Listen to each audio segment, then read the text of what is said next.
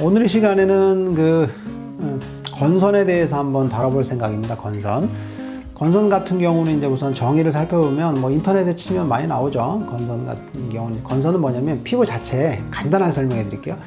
피부 자체에 구진이 생겨요.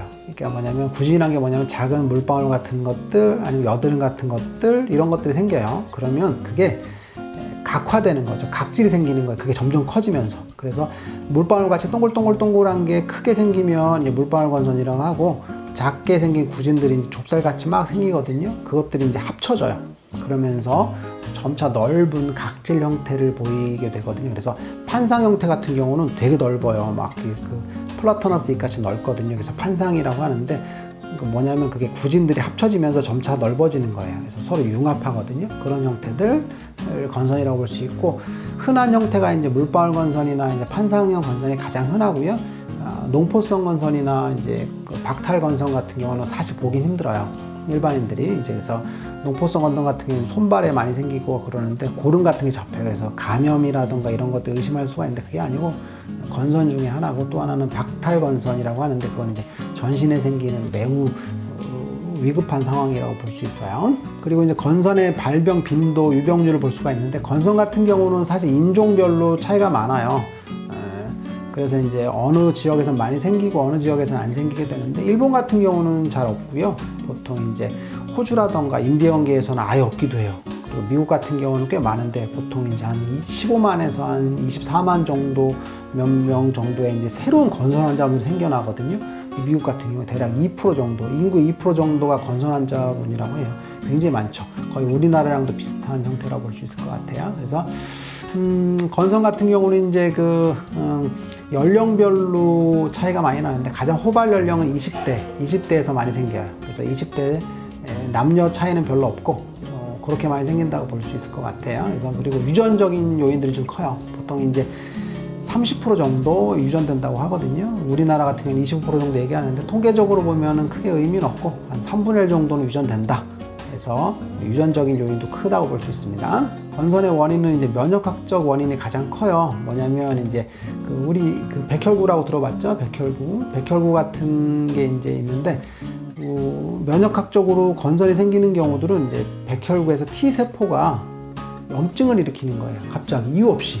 그래서 그게 각질 세포를 공격을 해요. 그래서 각질이 켜이 생기는 거죠. 그래서 건선이 각질이 생기는 그런 증상이라고 볼 수 있거든요. 그래서 기본적으로 아까 얘기했던 것처럼 면역학적인 문제, T세포가 관여해서 이제 케라티노사이트라고 하는데 그것들을 자꾸 만들어내는 거죠. 염증 반응에서. 마치 피부가 염증이 생긴 후에 부스럼이 생기듯이 자꾸 각질들이 켜이 생긴 거라고 볼 수 있어요. 그 이외의 원인들은 이제 부가적인 원인이죠. 기본적으로 면역학적 원인이 기본이고, 그 이외의 것들은 이제 뭐냐면 유전적인 요인들. 뭐 HLA, CW, 뭐 0602 같은 유전적인 요인들이 이제 검사해보니까 나오더라. 혹은 6번 염색체의 유전적인 소인이 크더라. 이런 것들 후양적으로 이제 찾아내는 것들이 있을 수가 있고요. 또 하나는 이제 혈관의 이상, 진피혈관 이상이 있어요. 뭐냐면 건선 환자분들을 조사해봤더니 혈관 자체가 굉장히 이상한 베리에이션을 갖고 있다는 얘기죠. 그래서 이제 진피 쪽에 진피 유두에 이제 혈관들이 분포하는데 이상적인 형태, 정상적인 형태가 아니라 약간의 변형된 형태를 보인다고 볼 수 있을 것 같아요. 그리고 또 하나는 모세혈관의 투과도가 증가한다고 볼 수 있어요. 그러니까 모세혈관이 투과되는 경우가 훨씬 더 많이 있다고 볼 수 있을 것 같아요. 그리고 이제 또 하나는 이제 신경 펩타이드. 신경 펩타이드라고 하니까 좀 이상한데 뭐냐면 우리가 스트레스를 받죠. 스트레스 받으면 신경이 예민해지잖아요. 그죠? 그게 이제 신경 펩타이드가 자극을 받는 거거든요. 그래서 건선 환자분들은 스트레스를 받으면 건선이 증가해요. 그게 뭐냐면 신경 펩타이드가 자극을 받아서 염증 반응을 일으키는 거거든요. 그렇게 볼 수가 있을 것 같아요. 그래서 건선은 아까 했던 것처럼 면역학적 문제가 기본적으로 깔려 있어요. 그러니까 백혈구 일종의 T세포가 염증 반응을 일으켜서 그 각질 형성 세포를 자극을 하죠. 그래서 각질이 켜이 생기는 게 기본 바탕이고, 두 번째는 이제 유전적인 요인들. 건선이 이제 유전적인 병력이 크잖아요. 그죠? 가족력이 큰 거. 그래서 유전적으로 염색체를 검색해 봤더니 건선 있는 분들이 유전적으로 이런 염색체를 많이 갖고 있더라. 그 다음에 이제 아까 했던 혈관의 문제. 그죠? 진피혈관이 확장되더라. 모세혈관도 확장되더라. 그리고 변형이 많이 일어나더라. 라는 것들. 그리고 이제 신경 펩타이드의 문제. 신경이 예민하고 이런 분들이 스트레스를 받게 되면 신경 펩타이드에서 염증만이 많이 생기더라 하는 것들을 볼 수가 있을 것 같아요. 그게 이제 건선의 기본적인 원인이라고 볼 수 있을 것 같아요. 근데 이제 한방적인 원인을 따져보면 사실 이거는 이제 양방적인 기전이고, 한방적으로 보면은 건선이 생기는 원인은 사실은 두 가지예요. 뭐냐면 우리 몸이 면역학적으로 자기 인식을 실패하는 거예요. 뭐냐면 염증 반응이 생기는 이유가 뭐냐면, 건선이 생기는 경우에 내 몸에 내 세포를 내가 공격하는 거죠. 그게 이제 한방적으로 보면 그것들을 이제 면역 인식이 실패했다고 보는 거거든요. 내가 아닌 내 세포인데 내가 아닌 것처럼 공격하는 거죠. 그래서 면역학적 인식의 실패. 또 하나는 이제 풍이라고 하는데, 풍이라고 하니까 굉장히 뭐 말도 안 되는 용어 같죠. 뭐냐면 풍이라는 건 뭐냐면 외부적인 인자죠. 이제 한방적으로 보면 감기 같은 게 풍에 해당되거든요. 그래서 외부적인 영향, 스트레스, 날씨 요인, 추운 것들, 이런 것들이 종합적으로 풍이라고 보는데, 풍이 들어오는 거죠. 그래서 피부 자체가 그거에 대한 방어 기전을 발휘를 못해요. 그래서 각질이 생기는 과정이 갑자기 증가하는 거죠. 그래서 그게 건선으로 가는 거죠. 그래서 물방울 건선 같은 경우에는 감기에 의해서, 편도선염에 의해서 생기잖아. 이게 한방적으로 보면 풍의 개념이랑 비슷해요. 그래서 한방적으로 보면 원인을 면역 인식의 실패, 그 다음에 풍 같은 외사가 들어오는 거, 두 가지로 보게 되죠. 그래서 치료로 직접적으로 보면 사실은 건선 치료할 때 이제 아까 얘기했던 원인이 왜 중요하냐면, 사실은 원인이라는 건 치료를 통해서 밝혀낼 수도 있어요. 뭐냐면 이렇게 치료했더니 건선이 기가 막히게 잘 나. 그러면 역추적할 수 있는 거거든요. 그래서 건선 치료할 때는 사실은 감기약과 같은 풍을 없애는 해표약이라고 하는데, 그런 약들을 쓰면 건선이 기가 막히게 없어져요. 그리고 또 하나는 면역 인식을 시킬 수 있는 약들이 있거든요. 그런 약들을 썼더니 또 건선이 기가 막히게 없어져요.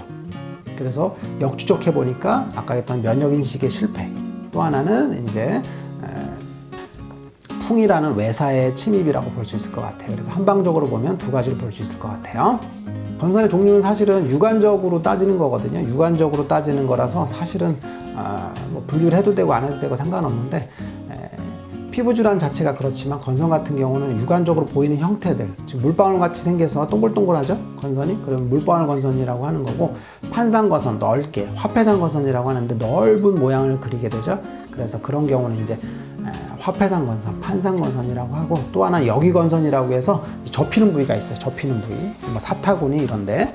그래서 여기 건선, 접히는 부위에 건선이 생기는데 그 부위에는 각질이 안 생기고 그냥 반질반질한 붉은색만 띄어요. 그런 건선.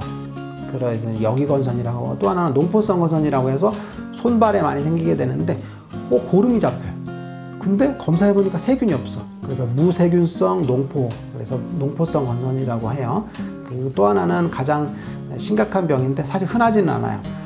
박탈성 건선이라고 해서 전신에 건선이 생기는데 이게 몸 체표 면적을 다 덮어요. 뭐냐면 피부는 사실 우리 몸에서 가장 큰 장기거든요. 뭐냐면 피부가 굉장히 넓어요. 그래서 우리가 얘기하는 뭐 소장이나 대장 정도의 상피세포가 차지하는 면적과 비슷하다고 볼 수 있는데, 피부에 전체적으로 건선이 생기게 되면 면역학적으로 큰 문제가 돼요. 만약 신장과 심장에서 이걸 치명적으로 받아들이거든요. 그래서 박탈건선 같은 경우는 목숨도 위험할 수 있는 심각한 상태라고 볼 수 있을 것 같아요. 그래서 건선 같은 경우는 유관적 소견을 주로 진단을 하게 되는데, 이제 보통 이제 건선인지 아닌지를 진단하는 경우에 이제 조직 검사를 하거든요. 세포를 떼어내서 조직 검사를 하게 돼서 건선의 양상을 띠면 건선이라고 진단을 하는 경우가 있죠. 그래서 건선 같은 경우에 이제 가장 문제가 되는 게 뭐냐면, 두피에 있는 경우에 가장 헷갈려요. 건선에 오진이 되게 많거든요.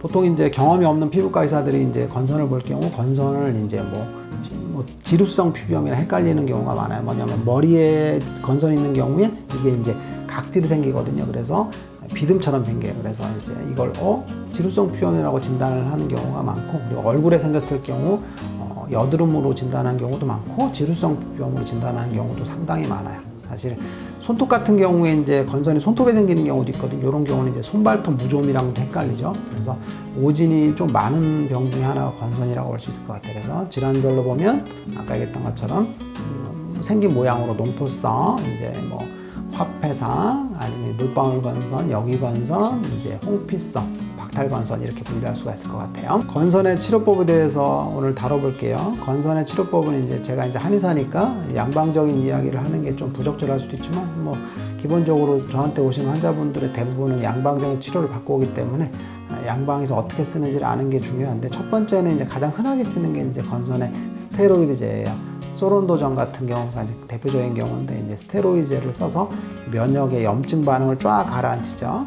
근데 알겠지만 스테로이드제는 만성 피부질환에 안 쓰는 게 좋죠. 왜 그러냐면 만성 피부질환 자체가 양방적으로 보면 치료되는 병은 아니기 때문에 스테로이드제로 가라앉혀도 안 쓰면 또 생기고, 안 쓰면 또 생기기 때문에 사실은 부작용이 더 많은 병이기 때문에 안 쓰는 게 맞습니다. 그래서 스테로이드제는 가장 많이 쓰게 되고, 두 번째는 레티노이드라는 약을 많이 쓰게 되는데, 이건 이제 레티노이드라는 약을 쓰게 되는데 이제 각질 형성 세포의 증식과 분화, 억제 이런 조절 작용을 하는 걸 조절하는 약이라고 볼 수 있어요. 뭐 DNA 합성에도 관여되는 약인데, 이제 건선에 광범위하게 쓰는 약일 수 있고, 또 하나는 이제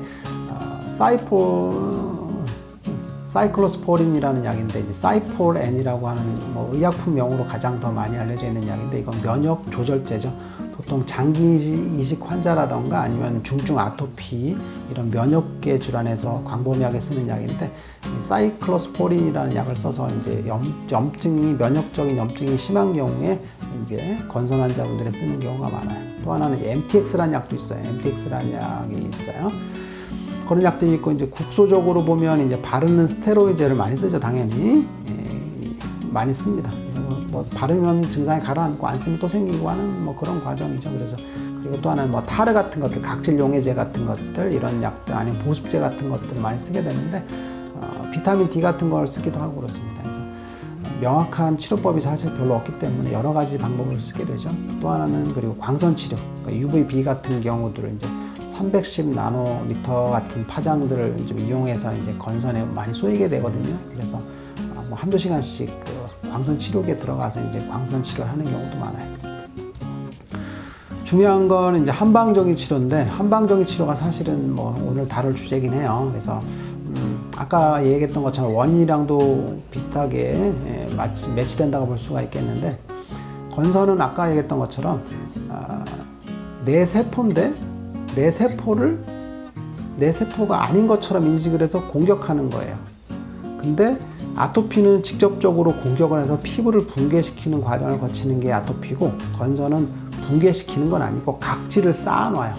각질 형성 세포를 자극을 해서 각질을 쌓아놓게 돼서 이제 민설, 백셀에게 민설이 생기는 과정이거든요. 그러면 치료는 사실은 그 반대 과정을 거치면 돼요. 뭐냐면 면역학적으로 내 세포를 내 걸로 인식하는 과정을 거치면 돼요. 그게 이제 면역인식요법인데, 면역인식치료법이라고 저는 명명을 했거든요. 면역인식치료법. 내 세포를 면역계에서 내 걸로 인식을 하면 어떻게 될까요? 그러면 염증 반응이 안 생기겠죠. 아토피도 마찬가지인데, 면역인식치료법을 통해서 내 세포가 내 걸로 인식을 하면 내가 공격할 필요 없죠. 그러면 T 세포에서 염증 반응을 일으켜서 각질 케라티노사이트가 증식하는 과정이 갑자기 멈추게 되죠. 그걸 치료하는 방법이 있는데, 그게 뭐냐면 혈맥약침이라는 요법이에요. 뭐냐면 면역인식 치료법을, 면역인식 작용을 하는 약침이 있어요. 그거를 혈맥을 통해서, 혈관을 통해서 주입하는 거죠. 그래서 면역인식을 스스로 하게 되죠. 리프로그래밍 하는 거라고 볼 수 있어요. 그러면 어떻게 되냐면 건선이 갑자기 동시에 없어져요. 쓱 하고. 건선이 치료되는 과정을 한번 설명해 볼 텐데, 건선은 사실은 치료가 어떻게 되냐면, 전신건선의 경우에 치료가 잘 되면 갑자기 건선이 사라져 버려요. 휘웅하고. 뭐 마치 그 어벤져스에서 타노스가 그 생물들을 다 없앤 것처럼 똑같이 건선이 사라져 버리는데, 어떻게 되냐면 건선 자체의 병변 자체가 줄어요. 높이가 줄어요. 아까 얘기했던 것처럼 각질 형성이 줄게 되니까 건선의 높이가 줄죠. 그러면서 색깔이 줄게 되죠. 그러면서 건선의 주변부가 남고 중심부가 사라져 버려요. 그래서 띠 형태를, 환영 형태를 띠면서 쓱 없어지면서 건선이 반응을 하면 전신이 동시에 반응을 하죠. 그래서 제일 먼저 반응하는 부위는 이제 보통 체간부, 몸통 같은 경우가 제일 먼저 반응을 하고, 그 다음에 손발, 그 다음에 이제 얼굴, 두피가 제일 늦게 반응을 해요. 손톱 같은 경우도 좀 늦게 반응하는 편이죠. 그래서 전체적으로 보면 건선이 치료될 때 면역 인식 치료법을 통해서 내 면역을 인식을 해서 공격을 안 하게 되면 체간부가 먼저 줄고 손발, 그 다음에 얼굴, 두피, 그 다음에 손톱, 이런 순서대로 치료된다고 볼 수가 있을 것 같아요.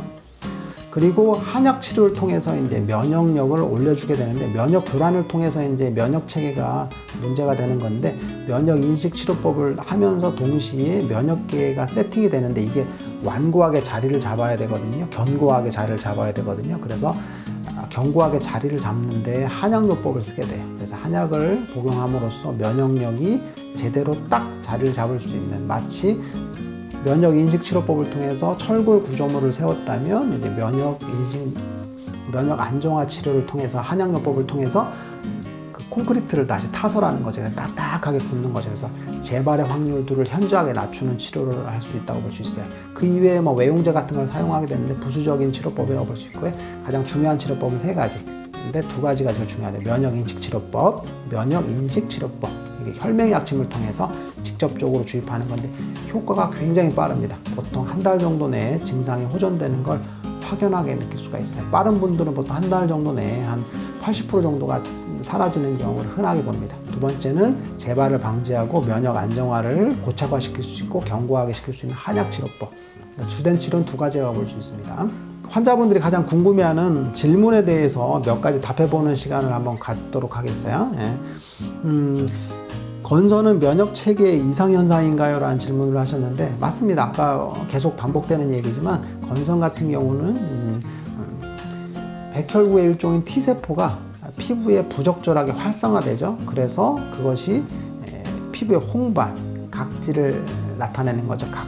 각질 형성 세포를 공격을 해서 그런 기전이라고 볼 수 있어요. 사실은 세부적인 기전에 대해서 명확하게 나오진 않았어요. 대략적으로 이런 기전이라고 생각하는 거죠. 2번째 질문, 건선의 유전율. 건선의 유전율에 대해서 물어보셨는데, 건선의 유전율은 사실은 좀 인종별로 굉장히 차이가 많이 나요. 그래서 이제 쌍둥이 중에 이제 한 명이 건선이 있을 경우 이제 나머지 한 명이 발생할 확률이 어떻게 되냐 이렇게 검사할 수가 있는데 58% 정도 나왔다고 하는데요. 보통 쌍둥이로 검사하면 좀 알 수 있거든요.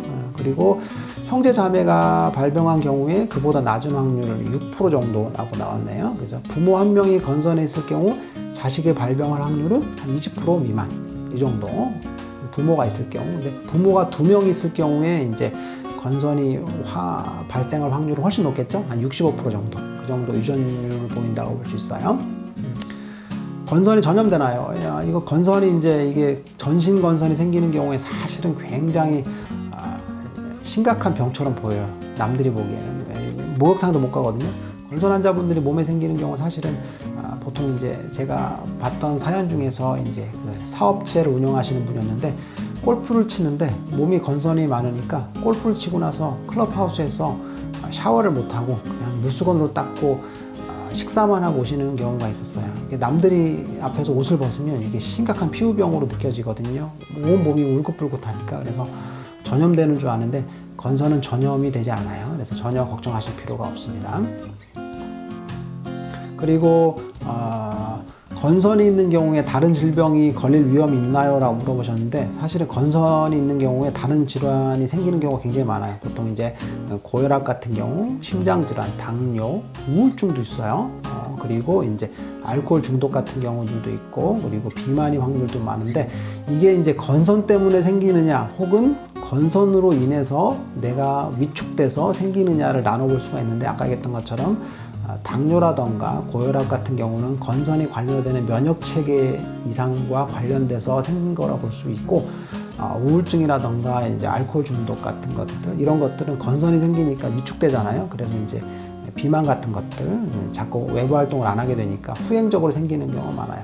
아토피 환자분 중에서도 그런 경우가 많은데, 아토피 때문에 외부 활동을 못 하게 되니까 이제 아토피 때문에 우울증이 생기고 비만이 생기는 경우도 많거든요. 그래서 비슷한 기전이라고 볼 수 있을 것 같아요. 건선 관절염.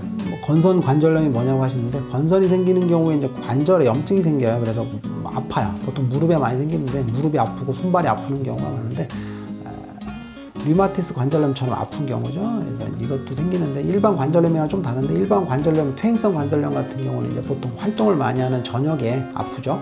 많이 썼으니까. 근데 건설 관절염 같은 경우는 아침에 아프죠. 류마티스 관절염이랑 비슷해요. 이제 모닝 스티프니스라고 하는데 아침에 뻑뻑한 느낌들 그리고 활동하면 좀 풀리는 느낌이죠. 그래서 면역학적인 문제에 의해서 발생하는 류마티스나 건성 관절염 같은 경우는 아침에 좀 뻑뻑한 경우가 많아요. 건선이 어린아이에게도 생길 수 있나요? 사실은 어린아이 건선은 제가 본 적은 없어요. 근데 매우 드물죠. 제가 안 봤다는 건 진료를 하지 않았다는 건 굉장히 낮은 비율이라는 얘기죠. 그래서 통계적으로 굉장히 저빈도라고 볼 수 있을 것 같아요. 건선은 20대의 젊은 사람들에게 가장 많이 생기거든요. 건선이 있을 때 피부를 어떻게 씻는 게 좋나요? 라고 물어보셨는데 건선에서 가장 중요한 피부 관리는 사실은 딱 하나예요. 저는 건선 환자분들에서 생활 관리는 보통 3가지만 하게 하거든요. 뭐냐면 술을 먹지 마라. 술 먹으면 염증이 더 생기고 가렵거든요. 그리고 또 하나는 이제 피부를 긁지 마라. 피부를 긁으면 보통 이제 건선이 2가지 특징이 있는데 이제 코에 에브너 사인이라고 해서 긁으면 상처가 나죠. 상처가 나면 상처 부위가 건선으로 바뀌어요. 그래서 보통 문신하는 경우에 문신하면 건선이 생기거든요. 그래서 코에 에브너 사인이라는 게 있고 또 하나는 아우슈비츠 사인이라는 거가 있는데 아우슈비츠 징후라고 하는데 뭐냐면 건선은 띄면 피가 나요. 점상 출혈이 되거든요. 건선이 2가지 사인이 있는데 그래서 건선 같은 경우는 긁으면 안 돼요. 그래서 긁지 말라고 하는데 때미는 게 중요해요. 때미는 게. 건선이 있는 경우에 때를 밀면 건선의 각질이 딱 떨어지죠. 그러면 아까 얘기했던 것처럼 뭐라 그랬어요? 코에브너 사인이나 아우슈비츠 사인 때문에 건선이 더 두꺼워져요. 그래서 건선은 자꾸 밀면 밀수록 점점 두꺼워지기 때문에 때를 절대 밀면 안 돼요. 그래서 건선 같은 경우에 생활 관리 중에서도 뭐 보습이 중요하다 뭐하다 중요한 게 아니라 때를 밀지 않고 목욕 같은 거 할 때도 벗기지 않는 게 중요하다고 볼 수 있어요. 오늘 이 시간에는 건선에 대해서 건선의 원인, 그 다음에 건선의 치료법, 한방적인 치료법에 대해서 다뤄봤는데요. 아까 했던 중요한 건 사실은 이런 아까 뭐 건선에 대한 양방적인 진단이나 이런 것들은 사실 병원 가면 진단을 받는 거니까 치료가 사실 중요하죠. 그래서 오늘 핵심적인 얘기는 이제 면역인식 치료법. 뭐냐면 건선이 면역학적으로 내가 자기를 인식하지 못하는 거거든요. 그래서 자기를 인식하게 하는 그런 치료법을 해주면 돼요. 그러면 건선이 나를 인식을 하고 내 조직이라는 걸 인식을 하기 때문에 공격하지 않아요. 그러면 건선이 확 줄게 되는데 그 치료법으로 이제 저 같은 경우 혈맹약침이라고 해서 면역 인식 치료법을 할 수 있는 약침이 있어요. 그걸 약침을 써주게 되면 건선이 줄어들게 되죠. 부가적으로 이제 면역 체계를 완고하고 견고하게 만들 수 있도록 하는 한약 치료법 2가지를 쓸 수가 있겠어요. 나머지 외용제 같은 것들은 부가적인 치료라고 볼 수 있을 것 같아요. 그래서 건선은 치료를 잘 해주면 매우 쉽게 호전되는 질환입니다. 그래서 건선으로 고생하실 필요는 없을 것 같습니다.